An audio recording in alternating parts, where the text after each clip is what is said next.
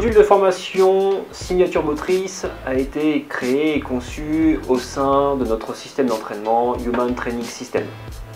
Ce module de formation a été mis en place pour vous faire accéder à un niveau d'expertise supérieur en termes d'analyse de votre athlète.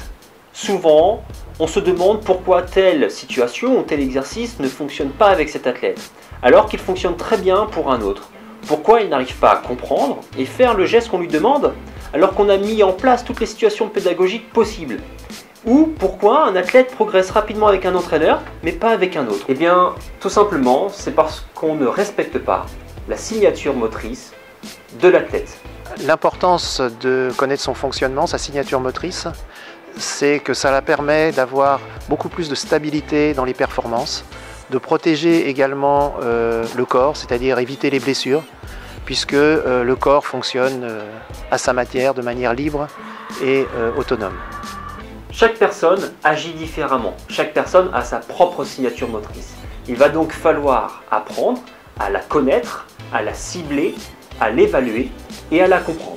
Et puis il y a d'autres types de personnes qui justement sont sur l'inverse, ils prennent un appui sur le pied extérieur et ont plutôt tendance à ouvrir. Sur sa vie allongée, en ouvrant, vous voyez le pied qui s'écarte, comme ça, un peu ce que disait Claude sur s'écarter. Vous voyez, on va voir ici David Villa.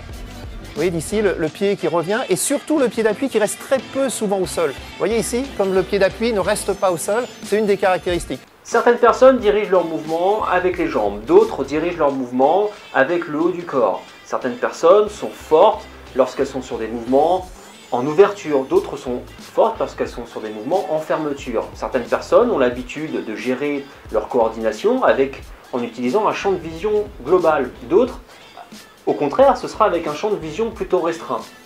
La signature motrice amène notre corps à fonctionner automatiquement, naturellement, et permet également, quand on va vers l'autre, de mieux se rendre compte comment il fonctionne, quelles sont ses forces, quelles sont ses faiblesses, et si c'est un coéquipier, ajouter mes forces aux siennes, et bien sûr si c'est un adversaire, essayer de le placer le plus possible sur ses faiblesses.